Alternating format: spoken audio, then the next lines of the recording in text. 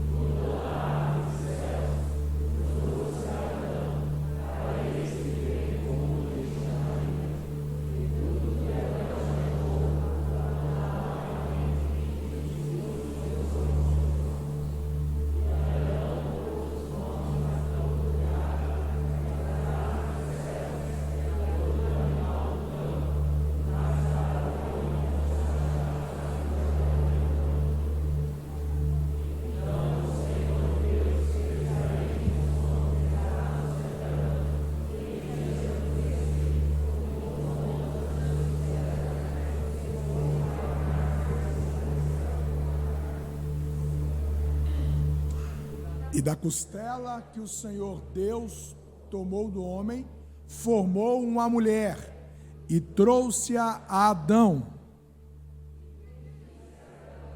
Esta é agora osso dos meus ossos e carne da minha carne. Esta será chamada mulher, porquanto do homem foi tomada. Portanto, deixará o homem o seu pai e a sua mãe, e apegar-se-á à sua mulher, e serão ambos uma carne. E ambos estavam nus, o homem e a sua mulher, e não se envergonhavam. Quantos podem dizer amém? Uma revista especializada em casamentos, em decorações, em cerimônias conjugais, decidiu reunir algumas crianças, e fazer a seguinte pergunta: o que é exatamente o casamento? Essas crianças responderam essas seguintes palavras. Eric, de 6 anos.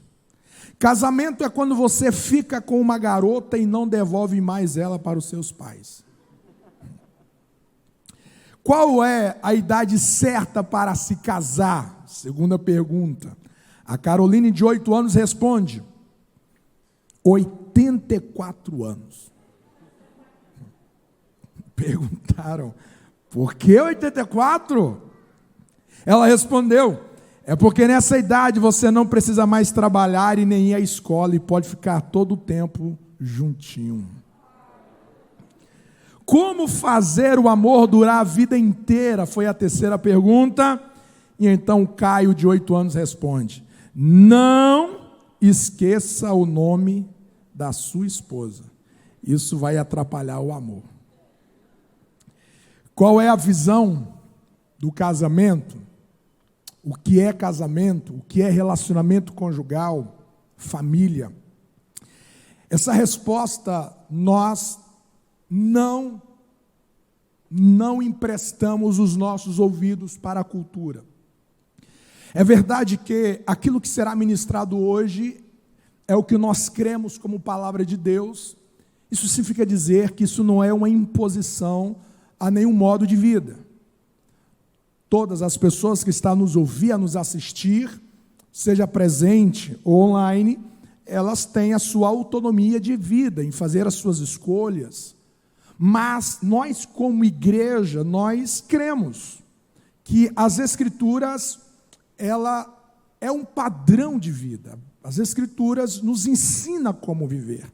E como seguidores das Escrituras, como ela é, nós temos e cremos na visão de relacionamento que a Bíblia nos apresenta. E nós somos sabedores que grande parte das tragédias da vida, grande parte das angústias, das tristezas, elas são decorrentes do ambiente familiar. Dificilmente você encontra alguém que não esteja vivendo uma situação a qual não passa pelo ambiente doméstico. Nós sabemos que se a família, se o relacionamento dentro desta casa estiver forte, estiver firme, estiver sólido, o quão isso é abençoador para a vida. Muitos especialistas na área de psiquiatria, da própria psicologia, isso não é unânime, é verdade, mas grande parte deles aceitam a realidade que muitas tragédias, muitos danos na vida de crianças, de adolescentes, de jovens e de adultos são devido a traumas que foram sofridos no ambiente doméstico. Na maneira pela qual o pai o tratou, que a mãe o tratou, deixaram de assistir, o quanto que isso vai sendo levado para a vida. O fato é que a leitura que a Bíblia nos apresenta sobre casamento, sobre relacionamento, difere em muito daquilo que você ouve lá fora, daquilo que você assiste nas novelas, daquilo que você assiste nos filmes, daquilo que você ouve nas músicas. O que a Bíblia nos apresenta sobre relacionamento é totalmente contrário a toda essa filosofia de vida e toda essa ideologia de vida a qual a cultura conspira contra aqueles que acreditam nos valores da família. Esse é um texto que nos ajuda a perceber algumas coisas muito interessantes que nós podemos aprender a respeito desse ambiente a qual Deus está formando o primeiro casal. Esse ambiente a qual Deus está unindo duas pessoas para construir uma família. E é interessante que o primeiro versículo, que é o versículo 18, vai dizer: e disse o Senhor Deus a Adão, não é bom que o homem esteja só. A primeira grande verdade aqui, antes de nós seguirmos adiante, é Deus dizer, é Deus fazer um apelo para que você não vive na solidão.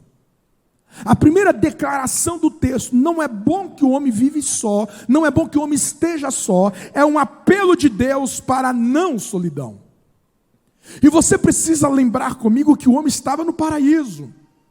Estando no paraíso, a solidão era uma ameaça para o homem.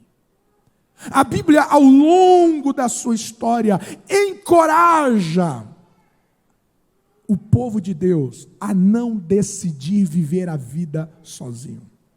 Muitos caos têm sido estabelecidos porque as pessoas estão vivendo sozinhas, porque as pessoas estão se isolando, porque as pessoas estão vivendo como ilhas. Existem dores, existem feridas, existem muitos problemas profundos na história, na existência dele, na existência dela. Todavia, não há ninguém perto dele, não há ninguém perto dela aos olhos deles para que possa o socorrer. O que se chama de amigo são pessoas que estão por perto quando tudo está bem, quando as contas estão pagas, quando o dinheiro está sobrando, quando o luxo pode ser desfrutado, quando as coisas estão favoráveis, os supostos amigos estão por perto. Mas quando o vento sopra, a pessoa se vê sozinha, a pessoa se vê sozinha. E existem algumas realidades na sua vida. E eu me lembro claramente de Elias. Elias foi um homem de Deus que ele passou por uma crise existencial ao ponto de dizer: Deus, eu não mereço morrer, eu não mereço viver. eu queria morrer. Eu queria morrer. O homem de Deus, ele pede a morte, devido à situação que ele estava enfrentando. Não, eu não mereço viver, eu mereço é morrer. E ele entra para uma caverna, e a Bíblia diz que Deus encontra com Elias naquela caverna. E quando Deus encontra com Elias naquela caverna, Deus vai dar algo para Elias, para sará-lo da sua crise, para sará-lo daquela situação. E é interessante que o que Deus vai dar para Elias não é mais poder. O que Deus vai dar para Elias não é dinheiro. O que Deus vai dar para Elias é um amigo. E quando Deus presenteia Elias com Eliseu, nunca mais você encontrará Elias naquela crise existencial. Existem algumas curas, existem algumas situações do nosso ser que serão sarados. É na companhia, é no companheirismo. É no companheirismo. Você tem um amigo fiel, você tem uma amiga fiel.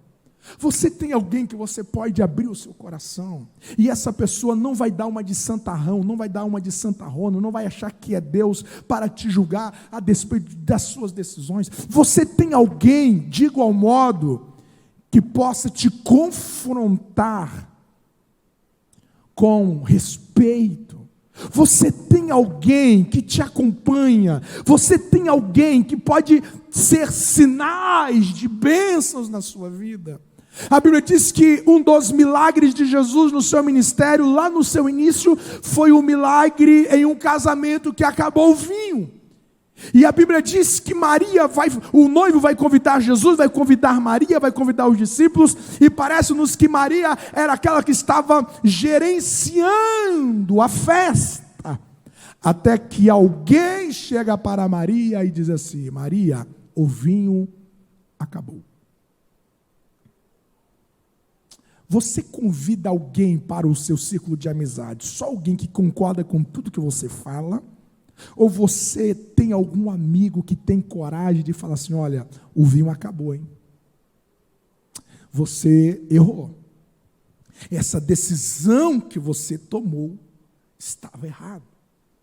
Você tem alguém, eu preciso ter alguém que me avise quando o vinho da minha vida acaba.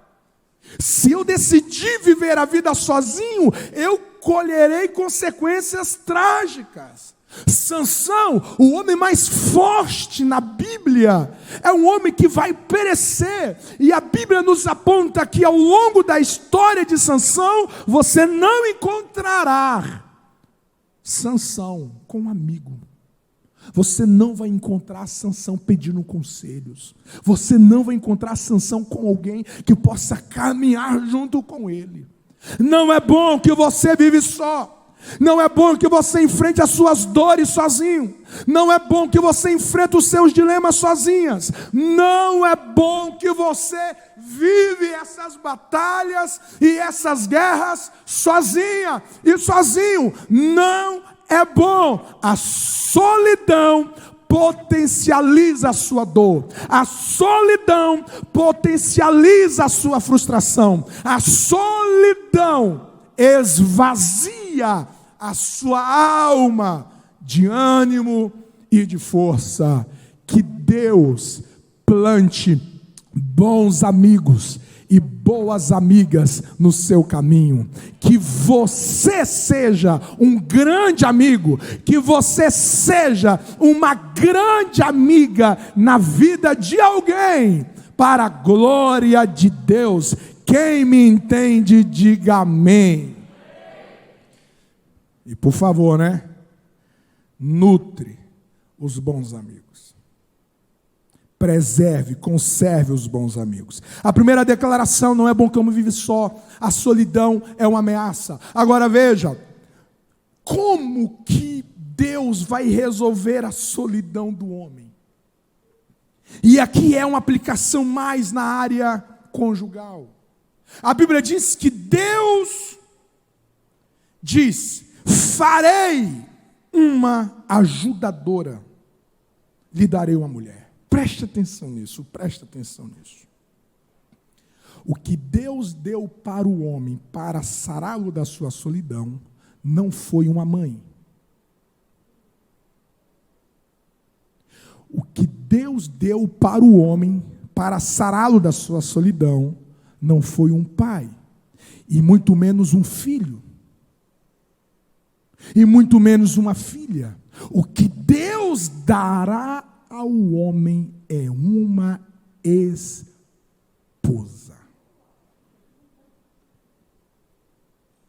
Isso significa dizer que no ambiente conjugal, eu como marido, se eu valorizar qualquer outra pessoa além da minha esposa, eu estou contrariando o princípio bíblico.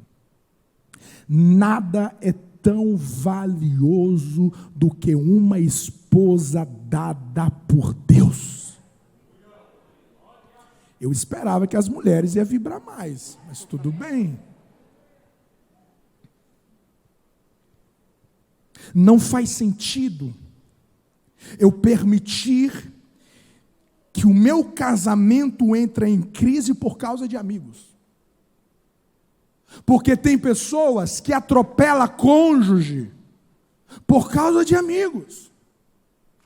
Tem gente que atropela casamento por causa de jogar futebol com amigos. E detalhe, ainda que seja no aniversário dela. Com muito respeito. Mas um cara desse merecia um confronto. Eu ia falar uma cintada, mas a gente precisa ter respeito, então é um confronto. Eu não posso valorizar filhos em detrimento da minha esposa. Eu não posso valorizar qualquer outra coisa, seja trabalho, seja coisa, seja carro, seja posse, seja o que for. Isso não pode sobrepujar o valor da minha esposa. O valor da minha esposa deve estar superior a qualquer outra esfera dessa vida.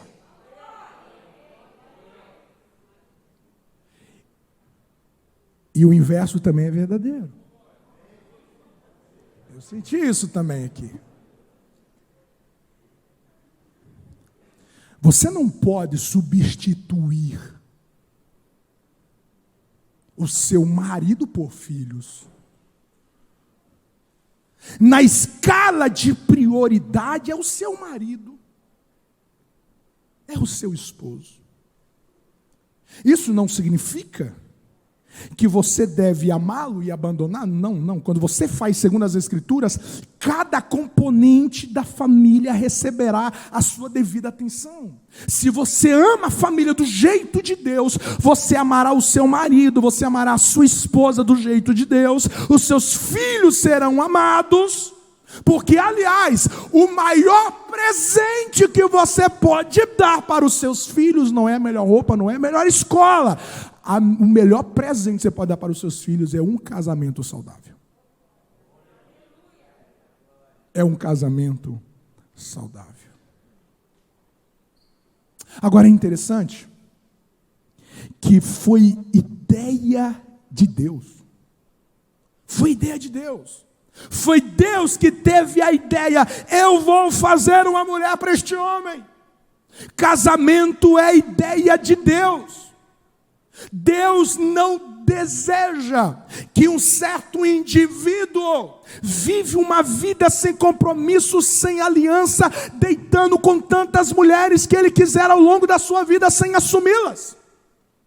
Não é ideia de Deus que uma mulher se oferte a homens que não assumem. Não é vontade de Deus que ele ou ela vive uma vida de uma sexualidade ativa fora da aliança do casamento.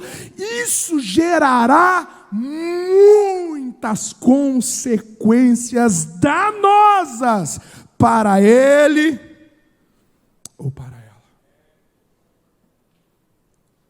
Grande parte dos desastres emocionais é que mulheres se entregam em braços de homens sem compromisso. Homens que as ver pela genitália. Homens que a ver como um produto para ser explorado até que ele se vê satisfeito. Homens que a ver como algo descartável. Ou vice-versa. Ou vice-versa. Não. Este não é o padrão de Deus. Este não é o padrão de Deus. O padrão de Deus é que você viva a partir de um compromisso, a partir de uma aliança, que você vive a partir de uma palavra empenhada. Deixa eu te falar uma coisa, nada é tão poderoso do que um casamento saudável, nada é tão poderoso do que uma família saudável. Uma família saudável é uma fonte de bênçãos, de milagres emocionais, de milagres físicos, de milagres espirituais. Um casamento do jeito de Deus é a maior dádiva que você possa viver neste tempo para experimentar grandes coisas de Deus. Quantos me entendem? Aplaudam o nome do Senhor Jesus.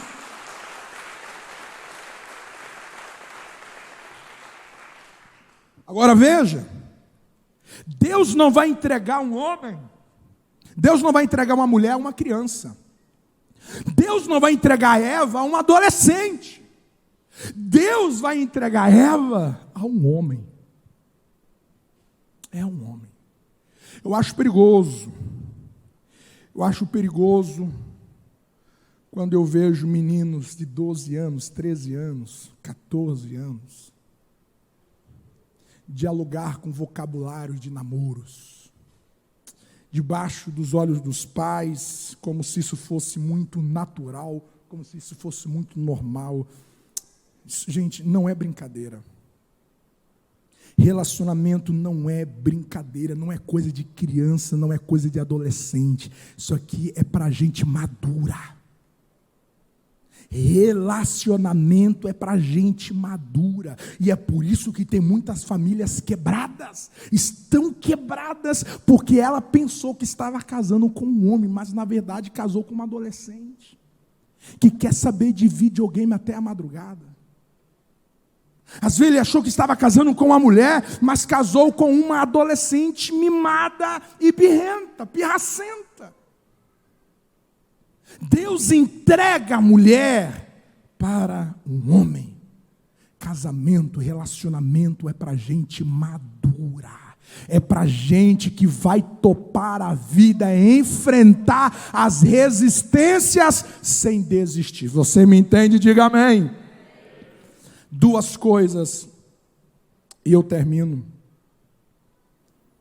Quando ele vai falar sobre a expressão do casamento, ele vai dizer, ele entrega a Eva para Adão, a mulher para o homem, e quando ele a vê, ele vai dizer, esta agora é osso dos meus ossos, é carne da minha carne, ela será chamada mulher. Você sabe o que Adão estava dizendo? Adão estava dizendo que a mulher era parte dele.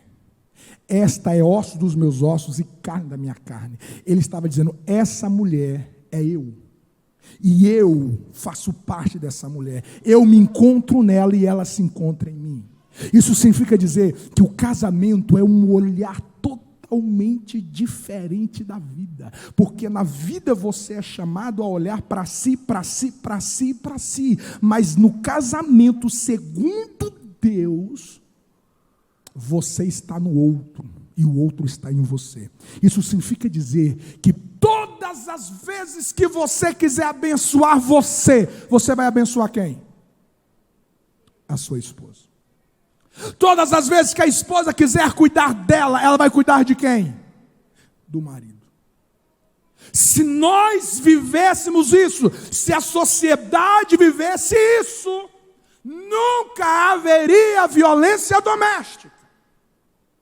Você nunca encontraria homens sanguinários, violentos, insensatos, em subjugar a sua esposa a uma escravidão dolorosa e terrível. porque à medida em que ele fizesse mal a ela, ele estava fazendo mal a quem? A si mesmo. Então, se eu quero o meu bem, aonde que eu vou querer o meu bem? À medida em que eu quero o bem da minha esposa. Eu vou amar a mim. Como é que você vai amar você? Amando ela. Como que você vai amar você? Amando ele. Você não pega a faca para se dilacerar. Você não vai a não ser se você for um masoquista. Isso é patológico, tem que ser tratado. Mas ninguém vai espancando a si mesmo. Ninguém vai ferindo a sua própria carne. E é isso que a Bíblia está nos ensinando. O casamento, você nunca mais vai ver a vida do mesmo jeito. Você vê a vida a partir dela. Ela é você. Se você quiser cuidar de você, você vai cuidar dela. Se você quiser amar você, você amará ela. Você quer proteger você, você vai proteger ela. Você quer cuidar de você, você cuidará dele. Você nutrirá ele. Você protegerá ele. Você não quer se magoar, então não magoa ele. Você não quer se ferir, então não fere ela. Essa é a visão do casamento. Eu não vou fazer nenhum mal a mim, portanto eu não farei nenhum mal a ela, porque o casamento, eu estou nela e ela está em mim. Eu entreguei meu coração a ela, ela entregou o seu coração a mim. E qualquer outra alternativa gerará problemas. Se nós seguíssemos relacionamento segundo Deus, ninguém estaria traumatizando o outro. Não teria traições.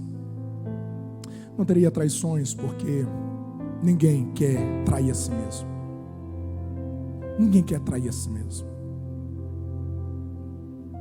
Não haveria abusos. Não haveria desonra, não haveria desrespeito. Não haveria abandono, não haveria rejeição, porque ninguém quer rejeitar a si mesmo, ninguém quer abandonar a si mesmo. E dentro da leitura do relacionamento conjugal, segundo as Escrituras, quando eu assumo uma aliança, tudo que eu quero fazer para mim, eu devo derramar em favor dela. Você deve derramar em favor dele. E os filhos vão crescendo dentro deste ambiente, aonde que ele assiste o pai cuidando da mãe, aonde que ele assiste a mãe cuidando do pai. E nesse derramar de afeição, de confiança, de fidelidade, de lealdade, de sinceridade, transparência, perdão e graça, os filhos vão sendo abençoados, vão crescendo emocionalmente saudáveis, vão crescendo, sendo inspirado ao respeito, à dignidade, à lealdade. Converse com os nossos pedagogos, os alunos mais tensos em comportamentos, vêm de lares cujos casamentos estão em crise. Eu termino dizendo que quando a Bíblia diz que agora ele deixará o pai, ele deixará a mãe, e vai se unir à sua mulher, e ambos se tornarão uma só carne. A Bíblia está dizendo que o casamento é uma sinergia. Não é um mais um. É um se multiplicando com um. Agora, esses dois indivíduos se fundem. Só que ao fundir um ao outro, não há subtração. Eles cresceram, é uma duplicação. Casamento é uma duplicação. Isso significa dizer que após eu casar, o casamento é para multiplicar forças, multiplicar ânimos, multiplicar coragem, multiplicar sonhos, multiplicar amor a Deus, multiplicar paixão pelo Senhor. O casamento não pode ser um ambiente onde que eu caso e eu sou subtraído pela existência. É por isso que após o casamento, a minha esposa, ela precisa melhorar.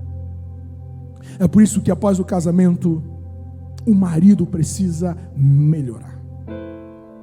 Porque o casamento é essa duplicação e não é uma subtração. Quando Deus pensou em casamento, quando Deus pensou em família, Deus pensou exatamente nessas configurações. Um lugar que nós falharemos, falharemos. Pecaremos, pecaremos. Mas deve ser um ambiente de perdão. Tem de ser um momento de recomeços, um lugar de recomeços. Um lugar de fidelidade, um lugar de lealdade, um lugar de arrependimento. Um lugar de companheirismo. Um lugar de renúncia. Um lugar aonde que eu me esforçarei para que eu seja um promotor da paz neste ambiente. Para que eu assuma a minha palavra que eu empenhei em cuidar dessa mulher, em ser fiel a este homem, dentro da aliança do casamento. Um casamento saudável, uma família saudável, é a melhor ferramenta que você pode ter para enfrentar os piores momentos da sua vida. Só que nós precisamos de Deus. Nós precisamos do Espírito Santo para ser este homem, para ser este pai, para ser esta mãe. Nós precisamos de Deus para amar do jeito das Escrituras. Nós precisamos de Deus para nós cuidarmos dessa mulher, para nós honrarmos essa mulher, para nós sermos fiel a ela, não ferir o seu coração. Você precisa do Espírito Santo para dignificar este homem, para respeitar este homem, para torná-lo útil, satisfeito nessa relação. Precisamos de Deus, porque nós somos egocêntricos por natureza.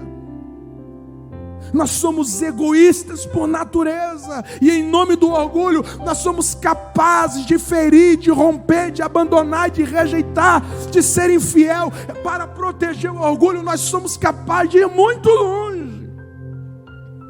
E se tem um ambiente que nós somos desafiados a não manter o nosso orgulho, é no casamento. No casamento você vai ter de abrir mão muitas vezes.